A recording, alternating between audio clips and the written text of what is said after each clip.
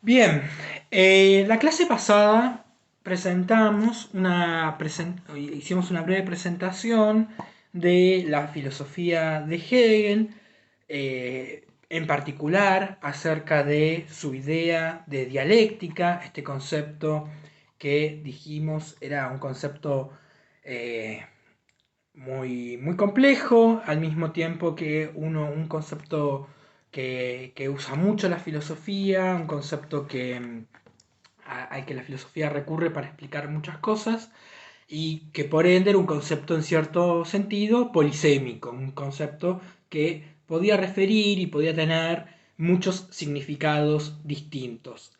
También hicimos un breve repaso de la noción de subjetividad a la que podíamos arribar una vez que habíamos recorrido las meditaciones metafísicas. Esto es, a esta idea del sujeto que presenta Descartes como, entendido primero como una sustancia pensante, como un yo que se tiene a sí mismo como primera verdad, ¿sí? Y que se tiene a sí mismo como algo evidente, el sujeto como lo evidente, ¿no? El yo pensante, el yo pienso, es lo evidente, lo indubitable para cada sujeto en particular. Es algo que ningún sujeto podría en principio poner en duda acerca de sí mismo.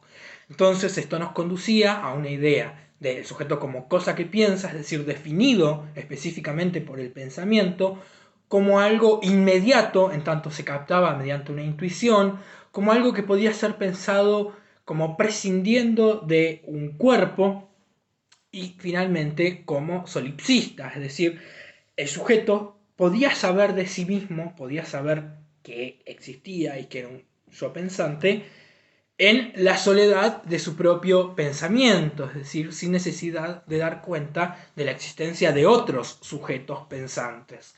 Esta sería un poco el resumen a la que habíamos llegado a partir de el trabajo con las meditaciones metafísicas.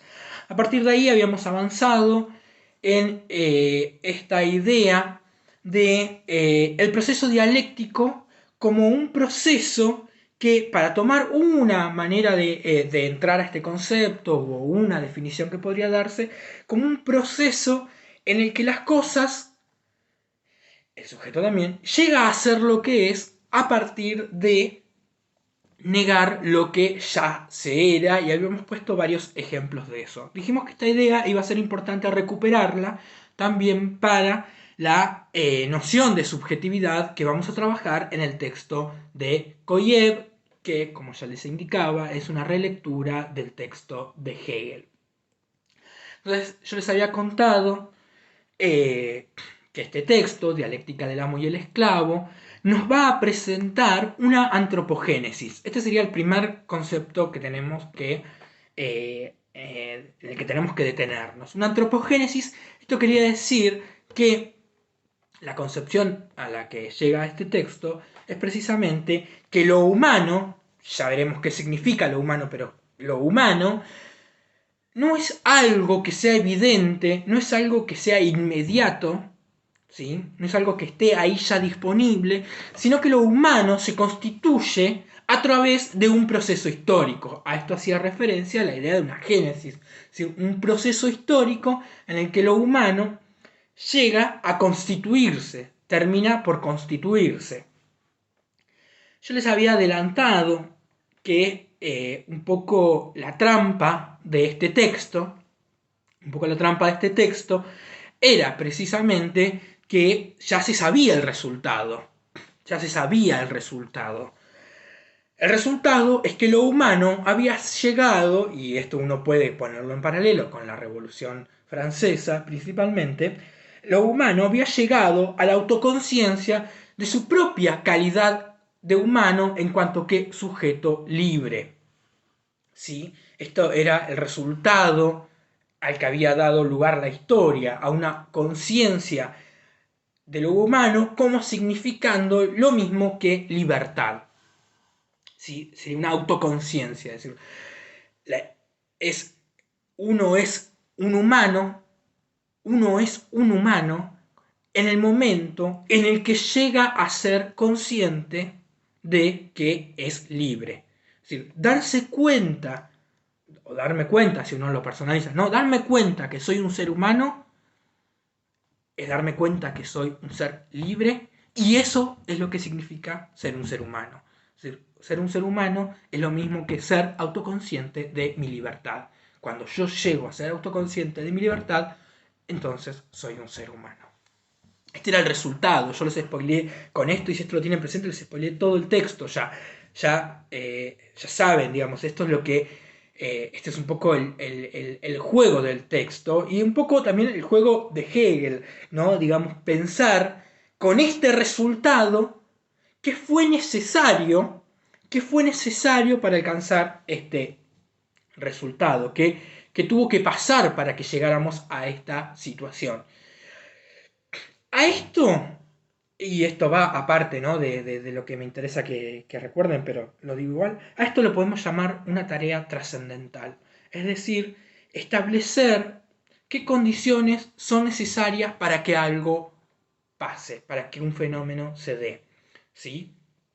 Si yo tengo ya lo que pasó, puedo reconstruir el camino, ¿sí? Para averiguar qué condiciones han sido necesarias para llegar a ese resultado. Tal vez no sea el ejemplo más apropiado, pero uno podría pensarlo como teniendo ciertos datos y teniendo el resultado de una ecuación matemática, entonces uno tiene que poder reconstruir a partir del resultado, ¿no? Las operaciones que fueron necesarias hacer para llegar a ese resultado. Entonces tenemos que el resultado del texto, el resultado de, de, del texto es, en principio, que ser un ser humano es llegar a ser consciente de la libertad y que en el momento que soy consciente de la libertad, en viceversa, ¿no? En el momento que soy consciente de mi libertad, significa que soy un ser humano. Esto quiere decir que hasta que no haya llegado a ese proceso, todavía no soy un ser humano, pero estoy en tránsito de serlo. Es decir, mientras estoy atravesando el proceso, estoy llegando a ser un ser humano. De modo tal que este proceso es un proceso que tenía etapas, distintos momentos. ¿Sí? Habíamos hablado de los momentos del texto. En la clase de hoy lo que vamos a hacer es recorrer y analizar los dos primeros, son 4 momentos que podemos identificar, vamos a recorrer y analizar un poquito los 2 primeros momentos. ¿Sí? Entonces, nosotros tenemos el camino, tenemos el resultado, tenemos que reconstruir los pasos previos, ¿sí? Los pasos previos para llegar a ese resultado. Una cierta complejidad del texto es que el texto analiza caminos alternativos, es decir, tengo este camino, pruebo este camino, me doy cuenta que no llego al resultado, entonces este no es el camino, pruebo otro camino, me doy cuenta que eso me hace avanzar hacia mi resultado, y a su vez este nuevo camino tiene alternativas, cada una de esas alternativas puede o no conducirme al resultado, entonces el texto va analizando esas distintas alternativas. La primera alternativa es la que se explicita en el primer párrafo, ¿no? En el primer párrafo donde Koyev sostiene que el conocimiento contemplativo no revela al sujeto sino al objeto. Esto quiere decir que plantear el problema o la noción de subjetividad o la concepción de la subjetividad a partir de el problema del conocimiento, es decir, pensar el sujeto como un sujeto que esencialmente es alguien que conoce, y entonces qué tipo de sujeto es, tiene que ver con qué tipo de conocimiento puede tener, dice Koyev, no es un camino que me conduzca a la idea de libertad. El conocimiento, la contemplación, dice, revela al objeto, revela a la cosa y no al sujeto. Cuando uno conoce, según la concepción de conocimiento que está manejando y criticando allí, lo que se revela es la cosa conocida, no al conocedor. ¿Sí? Cuando yo conozco algo, conozco esa cosa, pero no me conozco a mí mismo, no llego a la autoconciencia de quién soy yo. Ese camino me revela los objetos, y si yo trato de ir por ese camino, voy a dar lugar a una concepción de sujeto que sea pensado como un objeto, como una cosa, ¿sí? Y este es entonces el primer camino vedado, el camino que no me lleva hacia ese resultado. Y es una crítica directa, aunque velada, a Descartes, ¿no? Descartes parte del problema del conocimiento, de qué cosas puedo conocer con certeza y seguridad, y termina en una noción de un sujeto que es pensado, que un sujeto que es una cosa que piensa, cosa era lo que no cambiaba, cosa era lo que estaba fijo, termina en una cosa, termina el sujeto siendo una cosa, estando petrificado, estando objetivado, estando no en movimiento, no en cambio, sino en quietud, si se quiere, en cierta objetividad, en cierta objetividad. Entonces este camino no es el camino. Hay otro camino, y este es el primer momento, que es el camino del deseo. Entonces, cuando aparece la cuestión del deseo, va a haber varias formulaciones que nosotros encontramos para entender a qué refiere la idea de deseo en el texto de Koyev y por ende en Hegel. Hay deseo cuando hay una falta. ¿Sí? Uno desea cuando algo falta, cuando hay una carencia. ¿Sí? No se desea lo que ya se tiene, sino se desea o lo que ya se es, sino lo que todavía no se es, o lo que no se es, o lo que no se tiene. Todo deseo, en cierto modo, todo deseo es un vacío. ¿Sí? Todo deseo es la expresión de la carencia de algo. Cuando hay deseos que algo falta. Si tengo deseo de comida, si estoy hambriento, es que me falta el alimento. ¿Sí? Me falta el alimento. Y el deseo, lejos del conocimiento contemplativo que nos revelaba el objeto, el deseo, dice Koyev, nos torna al sujeto inquieto, torna a esta conciencia que todavía no es un ser humano, pero que va a llegar a serlo, ¿no? Torna a esta conciencia inquieta, lo pone en movimiento, empieza el proceso.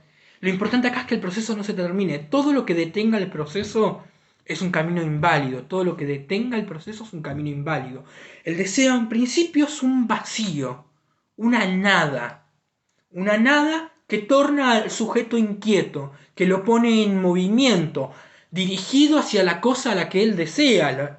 El objeto de deseo es hacia lo cual me dirijo en virtud de mi deseo. El deseo me pone en movimiento, pero es algo que es una nada. Entonces, el texto abunda en formulaciones rebuscadas, difíciles, muy poéticas, algunas de ellas muy bellas también, eh, formulaciones complejas, pero acá aparece la primera formulación interesante y linda que habla del deseo como la presencia de una ausencia.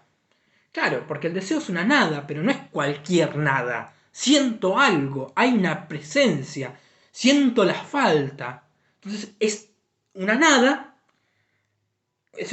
presente, es una nada que está. Entonces el deseo es la presencia de la ausencia. ¿Sí? La presencia de la ausencia. Y la segunda formulación que va a aparecer en el texto, y que esta prestenle especial atención, porque la segunda formulación es la de negatividad, negatriz. El deseo es una nada, ¿sí? Ya dijimos, es la presencia de una ausencia. Nos pone en movimiento.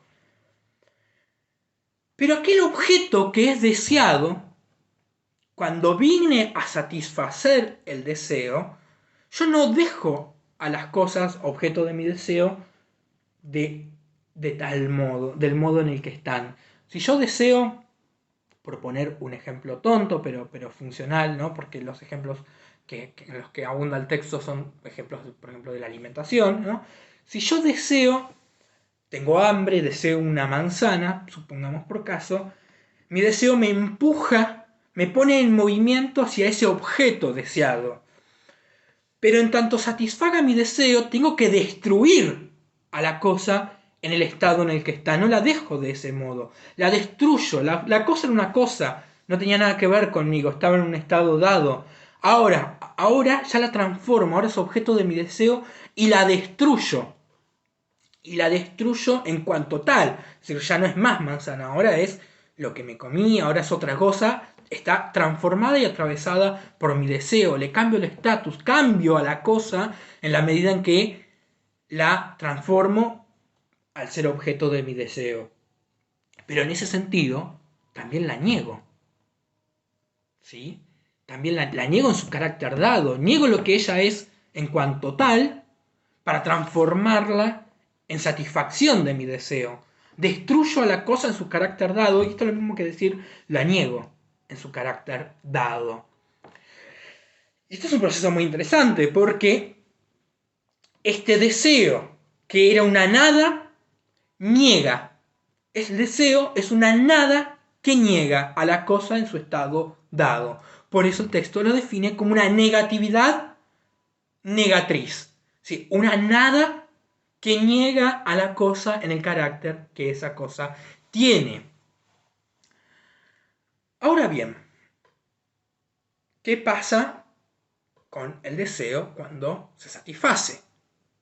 Es decir, cuando el deseo se pone en movimiento a esta conciencia, a este proto-sujeto humano,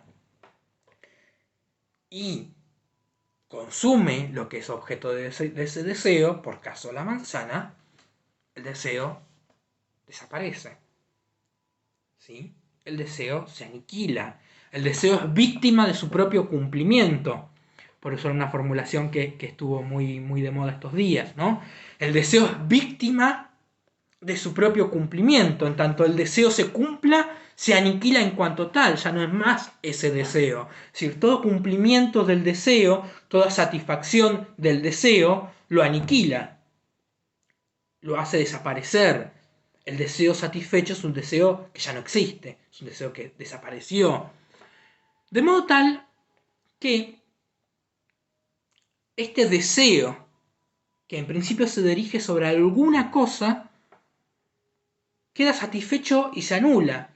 No nos condujo de ninguna manera ese tipo de deseo al deseo, a la autoconciencia de la libertad. Imagínense, o sea, deseo satisfecho, deseo que se anula, no hay conciencia de la libertad. Y algo más, el objeto que yo consumo como objeto de deseo termina siendo lo que me transformo. Es decir, ese deseo que era un vacío, consumido y aplicado sobre un objeto, se transforma, o sea, hace que, ¿no? Que ese deseo se aniquile y que uno se transforme en aquello que consumió.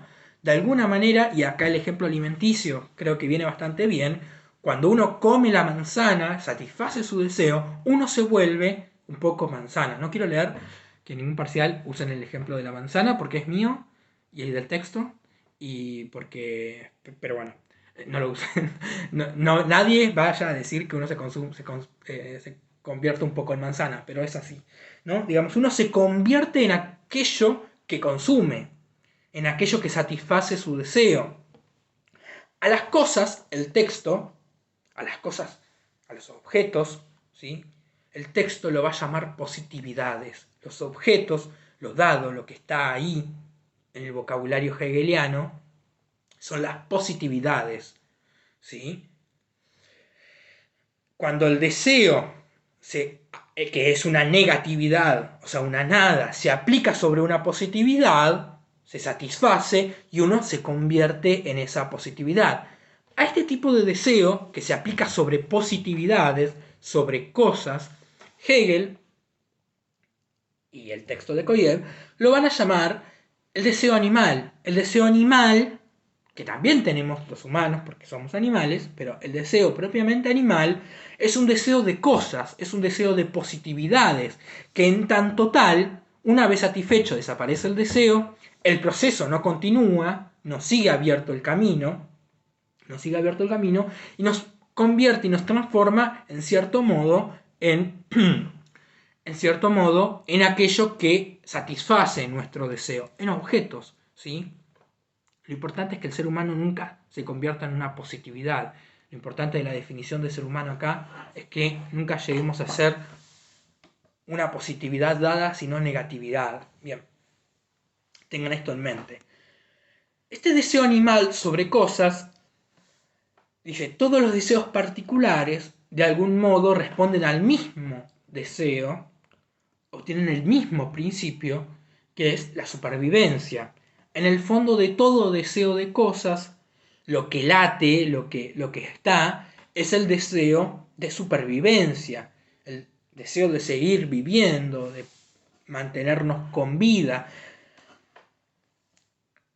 ¿Sí? Entonces el deseo animal, un deseo de cosas, un deseo de positividades, en última instancia tiene por debajo el deseo de supervivencia. Y esto no nos revelaría, ¿no?, la autoconciencia de la libertad de ningún modo. Entonces tiene que haber otro deseo. A este otro deseo, que le podríamos llamar humanizante, o deseo humano propiamente dicho, este otro deseo es un poco distinto. No puede ser el deseo de una cosa. No puede ser el deseo de una cosa, porque se satisfaría. No sé si está bien conjugado así, me parece que no. Pero bueno, vamos a evitar esa conjugación. Sería un deseo que. O sea, el deseo humano no puede ser un deseo de cosas porque eso ya es el deseo animal. Tiene que haber otra cosa. O sea, tiene que ser un deseo de otro tipo. Tiene que ser un deseo no sobre una cosa, sino sobre su opuesto. Tiene que ser un deseo de algo también negativo. Y eso es el deseo mismo. Es decir, el deseo humano lo que va a desear es otros deseos. ¿Sí? Lo único tan negativo, tan nada como el deseo que esta conciencia tiene es otro deseo, que también es una nada. Y fíjense que acá no hay satisfacción, no hay cumplimiento, ¿sí?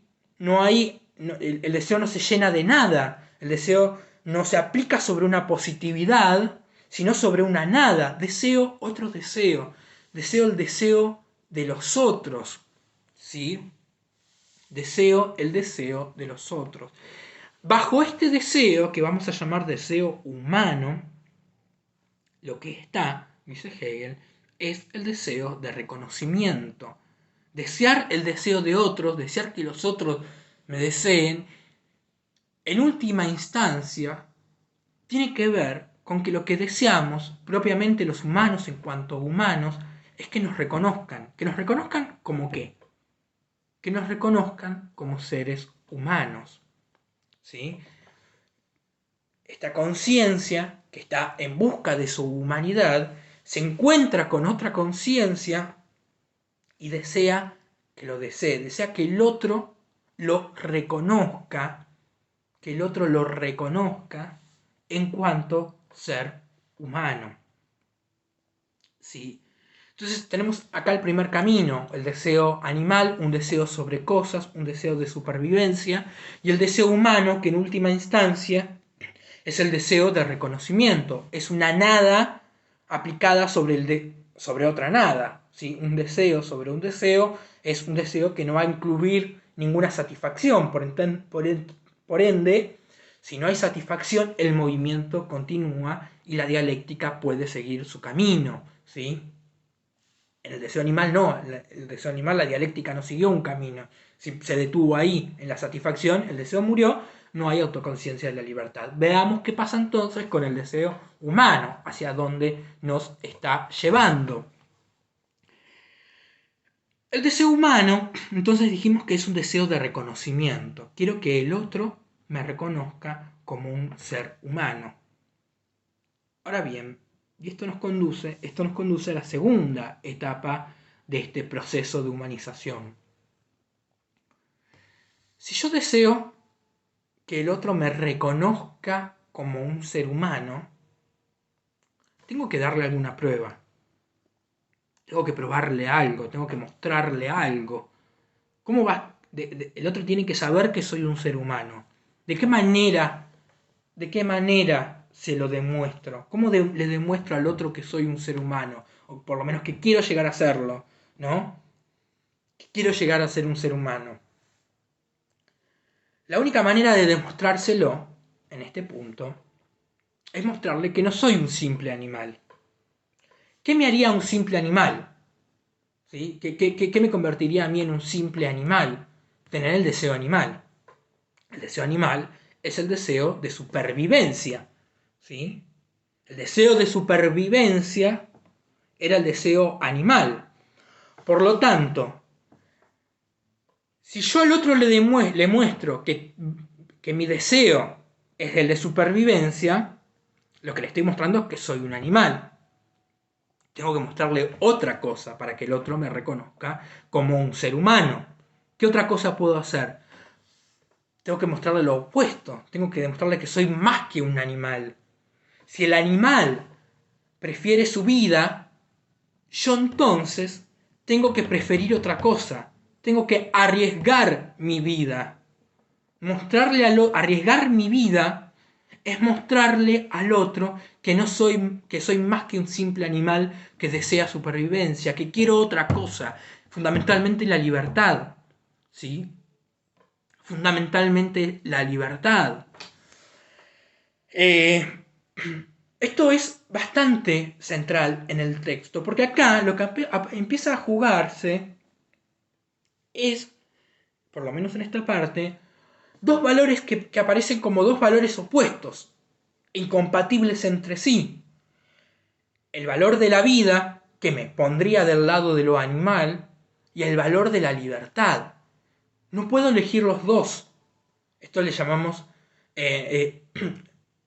no puedo elegir los dos al mismo tiempo, y al mismo tiempo tengo que elegir uno. Si no tengo otra opción. O elijo mi vida o elijo la libertad. ¿Qué prueba le voy a mostrar al otro? Si quiero que me reconozca como un ser humano, tengo que mostrarle que estoy dispuesto a sacrificar mi vida por la libertad. Para no hacerlo tan abstracto, yo creo que podemos pensar muchísimos, digamos, creo que esta teoría nos tematiza o nos permite ver un montón de situaciones. Ahora estamos un poco todos encerrados, ¿no? Pero, o la mayoría, ¿no? Pero supongamos que no, que volvemos a un contexto de cierta normalidad y pensemos, por ejemplo, la situación de las personas que son mujeres o son leídas como mujeres y el riesgo que corren, ¿no? En la calle. Si uno mira las tasas y las estadísticas, puede darse cuenta realmente que hay un problema, que una mujer cuando sale a la calle, cuando va a la universidad, cuando va a su trabajo, cuando sale a divertirse, eh, pone en riesgo su vida, realmente. Pero, entonces, en esa situación, uno puede ver cómo ahí se juegan como de forma incompatible dos valores, ¿no? Me quedo encerrada en mi casa que tampoco es el lugar más seguro para muchas mujeres, la casa propia, pero bueno, no hago nada y preservo la vida, o hago algo, arriesgo mi vida en aras de mi libertad, en aras de que el otro me reconozca también como un ser humano, ¿sí? Esta implicación del texto puede, no sé, puede ser discutida, puede ser problemática en muchos puntos, podemos pensarla después, pero en cierto modo lo que el texto nos está mostrando o sugiriendo es que para que el otro me reconozca como un ser humano, la prueba que yo tengo que hacerle es, o que tengo, la prueba que tengo que darle es que estoy dispuesto a arriesgar mi vida por mi libertad, ¿sí? Porque claro, si mi máximo valor fuese preservar la vida, el máximo valor animal, ¿no? En el texto es preservar la vida, Hay un montón de cosas, o cualquier, ni yo ni ustedes, ¿no? Cualquiera, haría un montón de cosas, habría un montón de cosas que no haría. Es decir, preservar la vida no es algo que siempre valoramos como el valor más alto. Arriesgamos, nos ponemos a prueba, hacemos cosas poniendo también en cierto modo en peligro nuestra vida, porque decimos, tiene que haber, no puedo simplemente conservar la vida, quiero hacer más cosas. Ahí se pone en juego la libertad. Si alguien tuviese como valor principal preservar la vida, entonces esa persona se convertiría en un esclavo, porque ante cualquier amenaza, por mínima que sea, ante cualquier cosa que ponga en riesgo su vida, esa persona va a elegir la vida y no la libertad. Entonces va a obedecer. Entonces mi prueba, la prueba que tengo que darle es la prueba de que estoy dispuesto a arriesgar mi vida. Pero la otra conciencia que se me ha enfrentado, de la cual yo busco el reconocimiento, es una conciencia que al mismo tiempo busca y lucha por su reconocimiento. Quiere que yo lo reconozca como un ser humano. Por ende, también tiene que hacer lo mismo entre su vida y su libertad, para que yo vea en él, o en ella, o en ese sujeto, o en esa otra conciencia, para que vea en esa otra conciencia un ser humano, lo que esa otra conciencia tiene que demostrarme es que está dispuesta también a arriesgar su vida, incluso a costa, a arriesgar su vida en aras de la libertad. ¿Sí? Me tiene que demostrar que no es un simple animal que tiene como valor máximo la vida. Pero si dos conciencias están enfrentadas de modo tal que ambas están dispuestas a arriesgar la vida, lo que ahí se produce es una lucha a muerte. Dos personas, la lucha más fantástica, la lucha más épica que se nos pueda ocurrir, sería entre dos personas que están dispuestas a perder la vida, que están dispuestas a luchar para preservar o para ganar su libertad. ¿Sí? Esa es una lucha entre dos conciencias que todavía no son sujetos humanos, están en tránsito de llegar a serlo, entre dos conciencias eh, que buscan su libertad y que entonces van a luchar a muerte. Pero acá, es decir, el camino sería que alguien muera. Bueno, sí, alguien puede morir. El problema es que eso lo muerto no llega a la autoconciencia.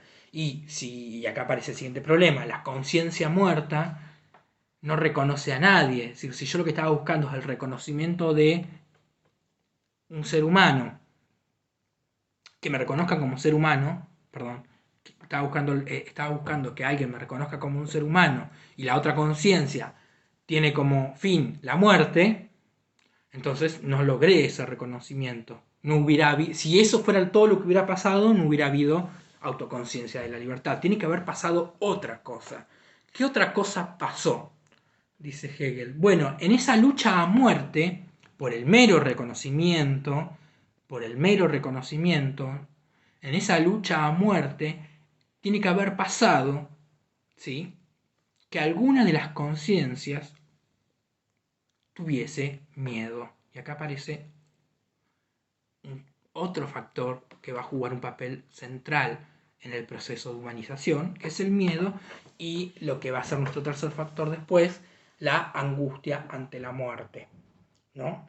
Alguna de las dos conciencias en esta batalla a muerte tiene que haber temido. Haber tenido miedo significa que en ella, en esa conciencia, en la conciencia temerosa, aparece, o de pronto se pone de relevancia el deseo animal. Se pone de relevancia el deseo de preservar la vida, ¿sí? Existe el temor a la muerte porque aparece como primando el deseo de preservar la vida. De modo que acá hay la otra conciencia, o sea, hay una conciencia en la que aparece el miedo, aparece el deseo de preservar la vida, y la otra conciencia en la que va a seguir primando el deseo de libertad, el deseo de, sí, el deseo de libertad al punto tal que prefiera morir. Y acá tenemos dos comportamientos diferentes que van a surgir de la lucha a muerte. El Koyev lo llama dos comportamientos antropógenos distintos, ¿sí? Uno es el de la conciencia dominante, la que se va a convertir en amo, y el otro comportamiento es el de la conciencia dominada o la del esclavo, el que le tuvo miedo a la muerte. Claro, aquella persona, aquella conciencia que no tenga miedo a morir, domina. ¿Sí? En el amo uno podría escuchar al amo diciendo, prefiero la muerte antes que la esclavitud. ¿Sí? Esa es la elección ética, la elección del amo. Es decir, prefiero la muerte antes que la esclavitud, antes que alguien me domine. En la conciencia del esclavo uno podría escucharlo diciendo, prefiero vivir y ser dominado, prefiero mantener la vida, ¿sí? Esos son los dos tipos de comportamiento, las dos elecciones distintas que cada conciencia va a hacer. El amo, por supuesto, aquella persona que esté dispuesta a morir antes que a resignar cualquier libertad, es una persona que domina, ¿sí? La que dice esto o nada es una conciencia poderosa, es una conciencia de amo, es una conciencia de dominio. La que dice la vida antes que cualquier cosa es una conciencia, como la del esclavo, es una conciencia esclava, es una conciencia que pone como valor supremo la vida y que entonces está dispuesta al dominio, ¿sí? Es una conciencia dominada. De alguna manera, el texto va cambiando, el texto nos va sorprendiendo en cierto sentido, pero de alguna manera en este momento lo que tenemos es una conciencia que prefirió la libertad y otra conciencia que prefirió la vida, que prefirió su deseo animal. En cierto modo, el esclavo, por lo menos por ahora, queda del lado de lo animal, queda del lado de la positividad, queda del lado de la cosa, ¿sí? El texto de Koyev tiene términos hermosos para ir narrando. El texto tiene un montón de formulaciones muy, muy interesantes, muy bellas al mismo tiempo. Entonces, a este esclavo, y esta la van a encontrar en el texto, le llama un cadáver viviente. ¿Sí? ¿Qué es un cadáver? Es una formulación dialéctica en sí misma, ¿no? Un cadáver viviente es una paradoja. A los filósofos, las filósofas, a la filosofía en general le encantan las formulaciones enredadas y paradójicas. Las descubrimos mucho antes que algún cantante que después abusó de hacer formulaciones paradójicas, no lo voy a nombrar, pero las descubrimos mucho antes y las usamos mejor, aunque también abusamos de ella, pero eh, el texto presenta al esclavo como el cadáver viviente. El cadáver es lo que ya no tiene actividad, un cadáver es lo que ya no tiene deseo propio, no hay nada, no hay negatividad dentro de un cadáver. Las cosas son pura positividad. Las cosas físicas, las cosas son pura positividad. No hay negatividad en ellas, no hay dialéctica. Porque para que haya dialéctica, para que haya movimiento, para que haya proceso, tiene que haber negatividad. Las cosas no tienen negatividad, son pura positividad. La idea de un cadáver viviente, el cadáver es la cosa, ¿sí? El cadáver es la cosa. Entonces, la primera presentación que vamos a tener del esclavo es en términos de un cadáver viviente, ¿sí? De una pura cosa que simplemente vive, ¿sí? Que parece parece no tener ninguna negatividad. En cambio, la conciencia dominante es una conciencia, en cierto modo, que ha elegido su libertad. Parece esta la conciencia la mejor candidata para continuar el proceso de la dialéctica hasta llegar a la humanidad. Esto es lo que vamos a ver en la clase que viene, porque es precisamente lo que no va a pasar. ¿Sí? El texto tiene un giro en este punto donde tendremos que analizar por qué acontece ese giro y qué explicación tiene, pero hasta este momento tenemos entonces que partimos del deseo como una negatividad negatriz, es decir, como una nada que niega a la cosa en su carácter dado, ¿sí? Pero que si ese deseo, el deseo de cosas, se agota, se satisface y queda, no descubre al sujeto como esencialmente libre. Por ende tiene que haber otro deseo. Ese otro deseo, que le vamos a llamar deseo propiamente humano, es un deseo de reconocimiento, que en tanto deseo de reconocimiento lo que busca es que el otro me reconozca como un ser humano. Para eso tengo que darle una prueba. La prueba que puedo darle para que me reconozca como un ser humano es que estoy dispuesto a arriesgar mi vida, es decir, que no soy un simple animal que siempre va a preferir su vida. Al estar yo dispuesto a arriesgar mi vida y la otra conciencia igualmente dispuesta a arriesgar su vida por la búsqueda del reconocimiento, eso conduce a una lucha a muerte, ¿sí? A un enfrentamiento por el mero reconocimiento, y en algún momento de esa lucha a muerte lo que aparece es el temor en alguna de las conciencias, el temor y la elección por la vida, la preferencia de seguir viviendo, y esa conciencia se convierte entonces en esclava, ¿sí? Y la otra conciencia se convierte en ama, en una conciencia dominante, ¿sí? Entonces acá tenemos las dos figuras centrales que son el amo y el esclavo. En la clase que viene vamos a seguir analizando cómo sigue este trayecto, cuál de esas dos conciencias finalmente descubre la libertad y cuál de esas conciencias por ende descubre la humanidad, y por ende, sabiendo, o sea, una conciencia que, como dijimos al principio, descubre la libertad y descubre que se caracteriza por ser libre, es la conciencia que finalmente se vuelve humana. Saber que soy libre, ¿sí? Haber adquirido autoconciencia de mi libertad, es lo que define al ser humano. Pero eso lo vamos a ver en la próxima clase.